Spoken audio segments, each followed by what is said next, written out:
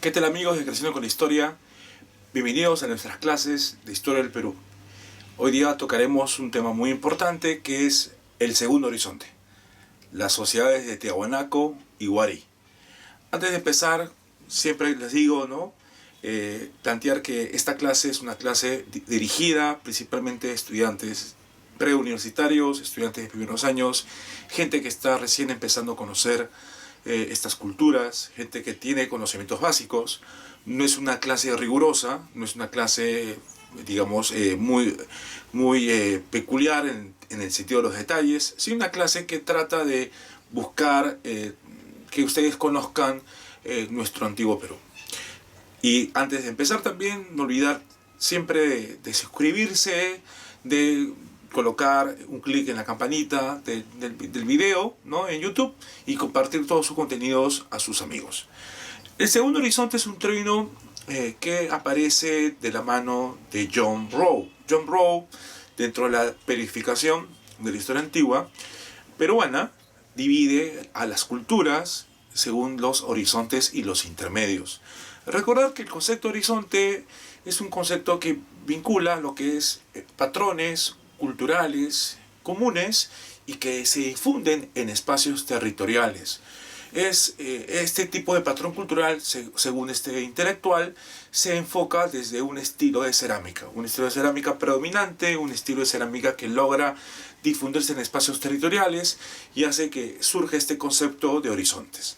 Para John Rowe hay tres horizontes. El primer horizonte cultural, que es el horizonte chavín.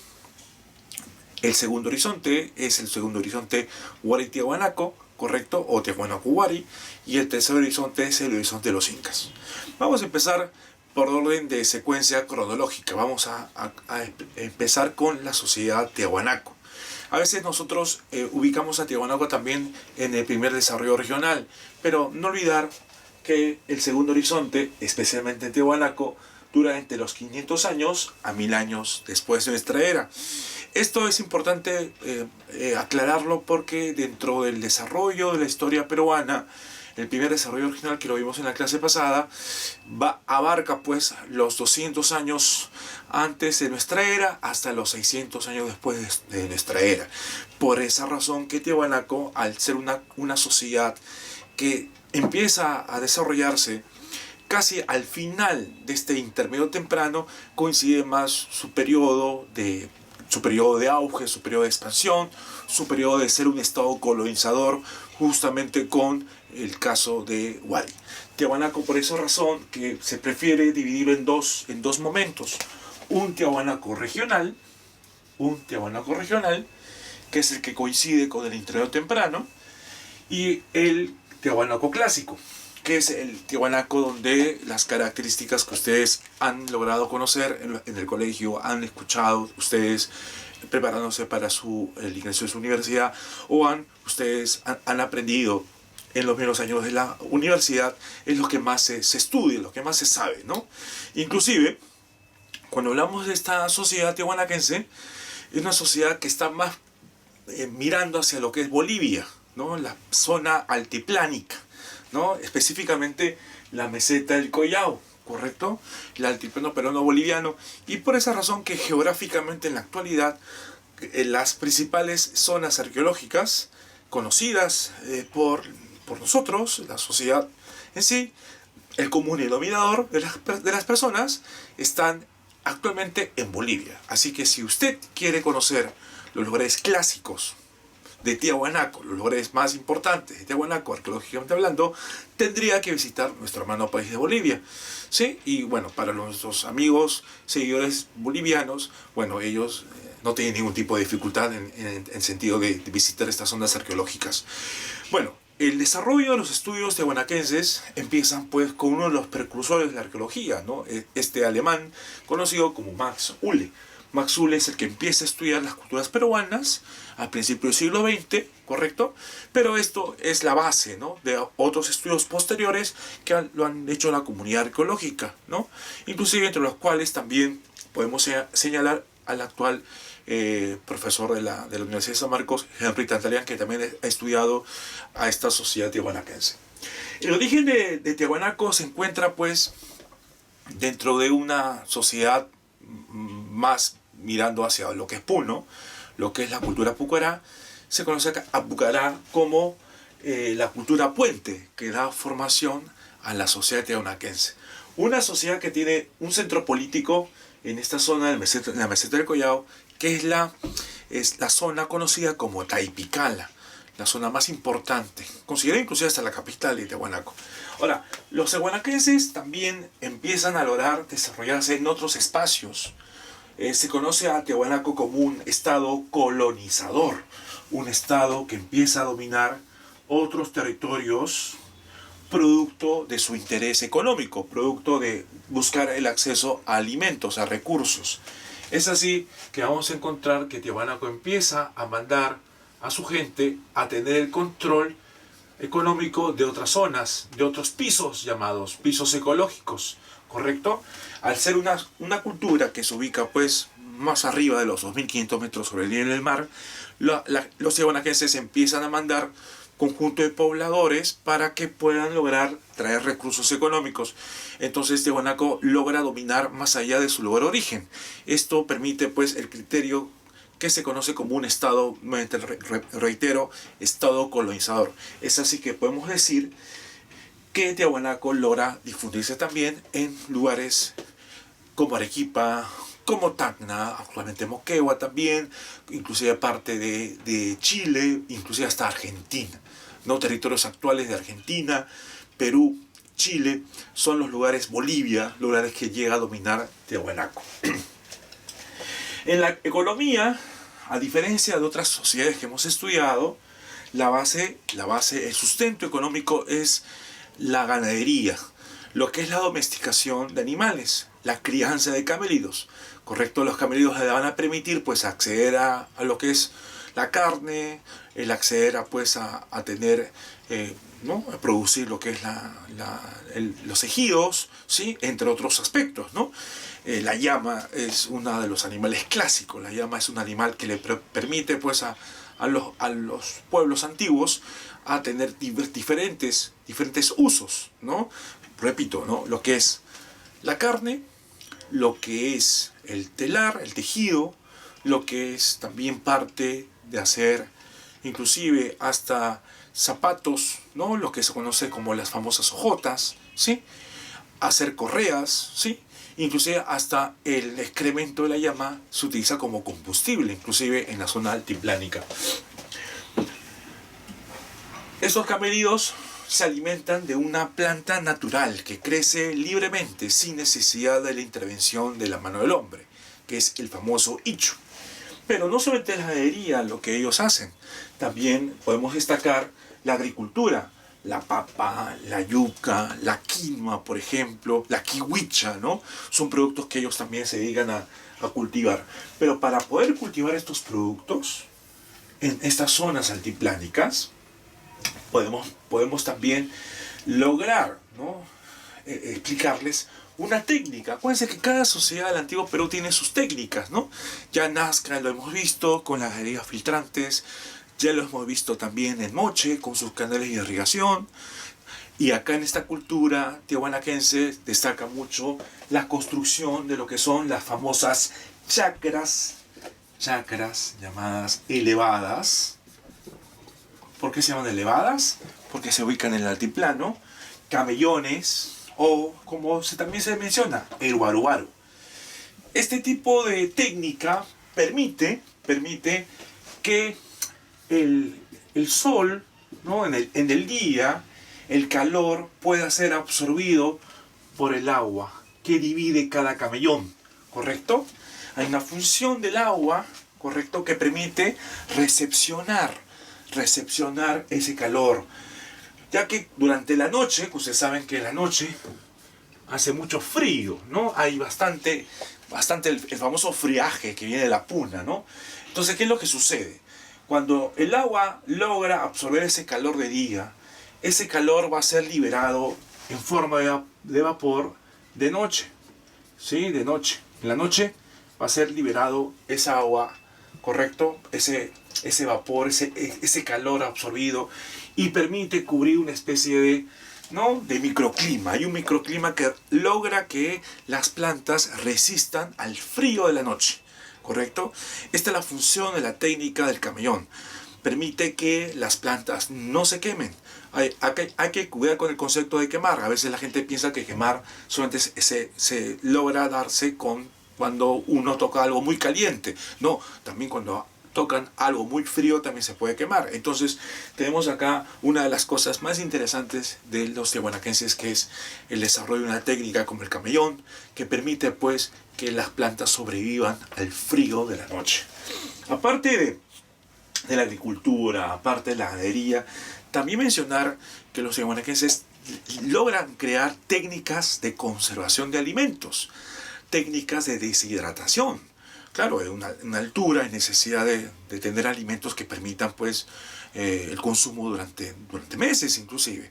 Y es ahí donde empieza a aparecer lo que se conoce como el uso del charqui, que es la carne seca, salada de llama, ¿correcto? Acuérdate que la sal tiene una función de conservante, ¿no? El charqui, el chuño son productos que se van a lograr deshidratar. Aparecen productos de la conservación, productos que le permiten la continuidad, ¿no?, la continuidad de estas sociedades. Otra cosa que también lo hemos planteado al inicio es esta idea de acceder a recursos que no se tienen en el lugar de origen. El acceso a pisos ecológicos, el control vertical de pisos ecológicos, es un concepto creado desde la antropología por el intelectual John Murray. Murray, en su libro Formaciones Económicas Andinas, él crea el concepto del control vertical de pisos ecológicos. Es un sistema en el cual se puede acceder a recursos que no hay en el lugar de origen, ¿correcto? Mandando a estas poblaciones, por ejemplo, hasta la costa, se trae pescado fresco, ¿correcto?, entre otros recursos, y que permite también a Tiahuanaco mantenerse pues como una sociedad plena, ¿no? Este control vertical de pisos ecológicos también se le conoce como el sistema de enclaves, o también inclusive como el sistema de archipiélagos. En cuanto al tema político, a diferencia de otras sociedades como Moche, Nazca, donde el predominio es de aristocracias guerreras, tenemos acá el caso de los sacerdotes. En Tiahuanaco no se ha evidenciado con bastantes pruebas sólidas la existencia de ejércitos, la existencia de militares. Por eso que el dominio tiahuanaquense es un dominio económico, debe ser un estado colonizador, es un dominio religioso, porque se difunde mucho el culto al famoso dios Huiracocha. Así que el poder político, Tiahuanaco es un estado teocrático donde el poder lo tienen los sacerdotes. Y acá se encuentra el culto al famoso dios Huiracocha.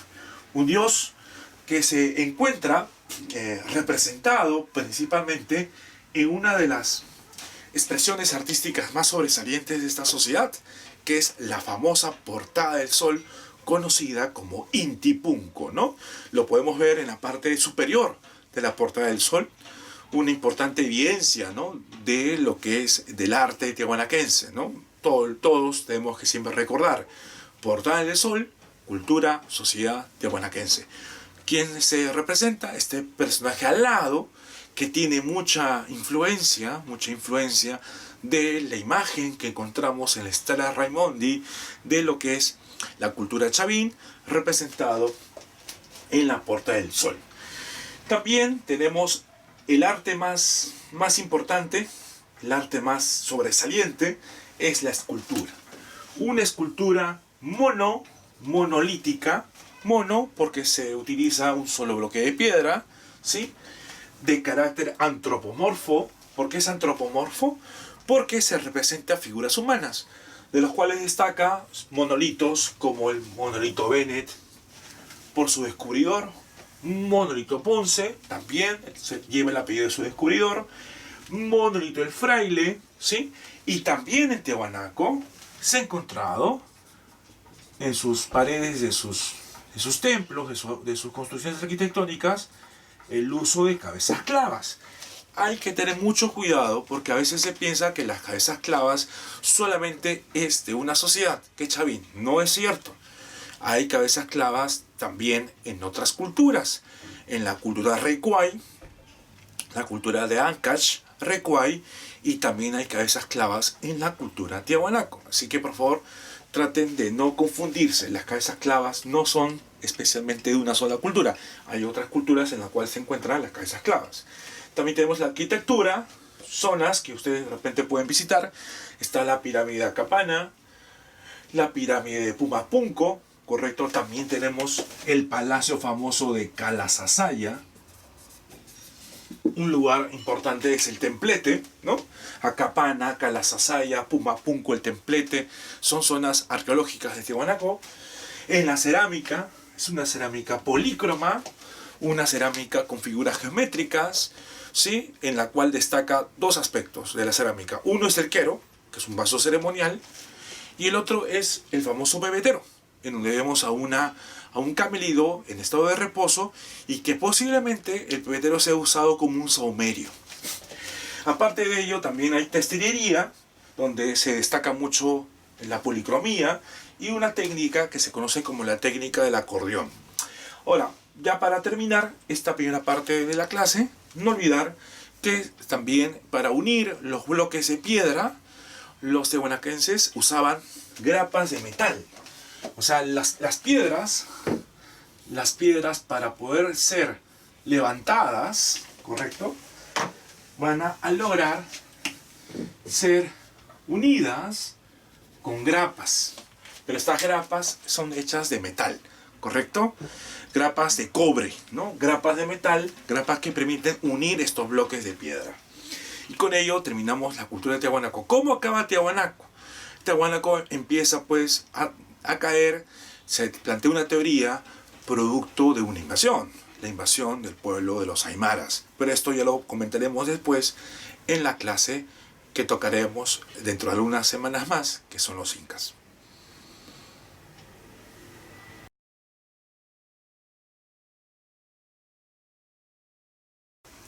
Bien, ahora tocamos la sociedad Wari. Wari se desarrolló entre los 600 a 1200. El caso de Wari es muy importante, ya que se considera como el primer imperio de nuestra historia, el primer imperio panandino. Empecemos. La ubicación principal de Wari es una cultura, una sociedad que nace en Ayacucho, cerca de Huanta, ¿no? Tenemos ahí el centro político, conocido como Viñaque, ¿no? Viñaque es el centro de inicio, ¿no? De toda esta historia de Wari. Wari se desarrolla entre los 600 a 1200 y por eso es considerado también como parte del segundo horizonte, según lo que hemos planteado en la cultura Tiahuanaco, ¿no? Tiahuanaco Wari, segundo horizonte. La influencia de la sociedad Wari se debe a tres culturas: Nazca, Huarpas y Tiahuanaco. Los nazquenses, por ejemplo, aportan en su cerámica.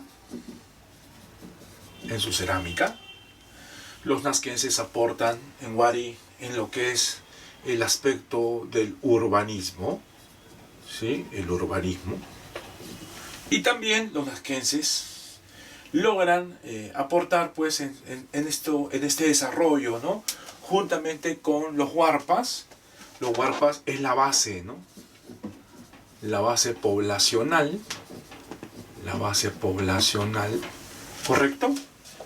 La base poblacional se entiende, los huarpas es una sociedad yacuchana que tiene como capital Yambuipuquio y es justamente previo al desarrollo de Wari, ¿no? Es la base social, la base poblacional de esta cultura. Tiahuanaco también influye mucho en su cerámica y en el tema de la religión, el culto al dios Huiracocha. Al ser Wari un imperio, Se plantea a través de documentos un proceso de expansión similar a los incas. Se conoce que Wari, el conocimiento se debe a las crónicas, como el caso de Cieza de León. También inclusive Cieza de León también habla algo con respecto a Tiahuanaco, ¿sí?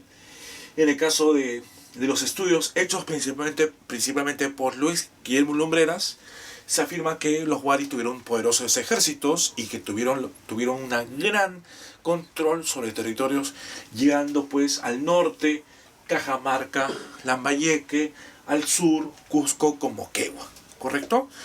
Claro, pasando por Lima también, pasando por Lima. Entonces la influencia de Wari, el nacimiento de este imperio, se debe a tres grandes sociedades, ¿no? Nazca, Huarpas y Tiahuanaco. En la economía tenemos la base de la agricultura, el uso de los andenes, ¿no? Es una técnica en la cual la ladera de los cerros es aprovechado para construir terrazas artificiales en donde se va a cultivar diferentes productos, ¿correcto? Hay un comercio en diferentes espacios, es un comercio interregional. Para esto se logran impulsar, ¿no? Estos centros donde se encuentran los compradores, los vendedores, el comercio en los famosos catus, conocidas también como ferias, ¿sí? Las ferias, los catus, un comercio interregional. También aparte hay un sistema, que luego lo explicaremos, cómo permitió a que Wari se desarrolle, que va a ser el eje central de toda su existencia, que es el sistema de cabezas de región. Ya lo explicaremos también. Política, como dijimos, es un estado imperial conocido también como panandino. Panandino, el primer estado imperial panandino de nuestra historia. ¿Por qué panandino? Porque logra tener el control de varios espacios territoriales, costa, sierra, ¿correcto? Altiplano. Y bueno, hay un debate que es muy famoso, que se dio en los años 80, especialmente en 1988, donde en la revista andina, invitó a que Ruth Chadi exponga sobre su mirada en torno a esta sociedad. Y en esa revista hay una réplica de muchos intelectuales, entre los cuales una de las más destacadas respuestas, hay otras respuestas, hay varias respuestas al artículo que publica Ruth Chadi, está la respuesta de Lumbreras. Entonces hay un debate principalmente que se da entre estos dos grandes arqueólogos. Los dos todavía viven y los dos son prestigiosos intelectuales de nuestra historia y que permiten pues el conocimiento de lo que expresamos en las clases. Lumbreras afirma que Wari es un imperio. El debate gira en torno a esto. Un imperio. ¿Cuál es el argumento para que Lumbreras sostenga que es un imperio? Pues a plantear la idea de un estado expansivo. Un estado expansivo. Un estado que somete. Un estado que somete a otros pueblos. El uso de ejércitos, como lo hemos planteado, ¿correcto? ¿Sí? Y también esta idea del control a través de zonas en donde se observan las famosas cabezas de región. Las provincias, las zonas sometidas, van a estar controladas por cabeza de región. Cosa que Chadi le plantea que no es así. Chadi dice, no, Wari no es imperio, sino es una gran confederación. Una gran confederación. ¿Sí? Una gran confederación. Wari es en realidad un estado confederativo, pero que tiene como circuito un eje que es el comercio. ¿Sí? Es como una confederación comercial. Una gran confederación comercial, dice Chadi. Y no se puede decir que es imperio. Chadi plantea eso. ¿Por qué? Porque hubo lenguas, idiomas, lenguas aglutinantes. O sea, diferentes idiomas, ¿no? Diferentes dialectos, lenguas aglutinantes. Y también Chadi afirma que hubo diversos estilos estilos de cerámica. Y no se puede hablar de un imperio al decir que hubo diferentes lenguas, diferentes estilos de cerámica. Es lo que dice Chai. Bueno, este debate es muy antiguo, como se dan cuenta. El año 88 hasta el día de hoy ha pasado un montón de tiempo. Ha pasado pues ya casi más de 30 años. Y cada día se sostiene que Wari, con los últimos hallazgos, con las últimas cosas que se han descubierto, que lo veremos más adelantito, Wari es un imperio. O sea, digamos que el carácter del estado de Wari es un imperio. ¿Y cómo se logra tener en cuenta esta idea? Por el punto que vamos a explicar, la administración centralizada. Wari logra tener un control centralizado que se expresa de esta manera. En cada zona dominada, en cada zona, provincia dominada, en cada sociedad dominada, Wari logra tener control pues de Moche, por ejemplo, controla Nazca. En cada zona dominada se construye una llamada cabeza de región. Esta cabeza de región será articulada con la capital. La capital, como hemos mencionado, es Viñaque, ¿sí? En cada zona de provincia, en cada zona que controla Wari, se construye una cabeza de región.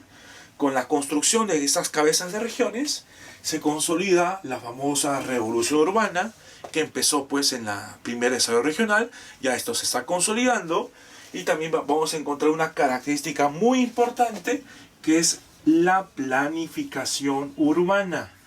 En Wari se logra desarrollar esta característica muy importante, la planificación urbana. Domino una zona, ¿qué hago inmediatamente? Construyo una ciudad. Esta ciudad se convierte en lo que es una cabeza de región. El término es Yacta, la ciudad Yacta. Y todas estas cabezas de región van a estar conectadas bajo una red de caminos. Una red de caminos que es el Capac Ñam. Si usted se está dando cuenta, algunas cosas que estamos mencionando, por el tema de la administración centralizada, por el tema de los caminos, es algo que ya también lo va a tener la sociedad inca. Los incas también reciben mucha influencia de Wari. El Capac Ñam. En el caso del Capac Ñam, en el caso de la administración centralizada, y algunas cosas que lo comentaremos más adelante. ¿Cuáles son estas zonas? Estas cabezas de región. Son varias en realidad, y ustedes los pueden visitar, conocer. Por ejemplo, en Moquegua tenemos Cerro Baúl, Arequipa, Coscopa, Junín, Huarihuilca, La Libertad, Huiracochapampa. En Ica, Socos. En el Cusco, Piquillacta, la ciudad de la Pulga. En Lima, dos cabezas de región todavía, Cajamarquilla y Pachacamac.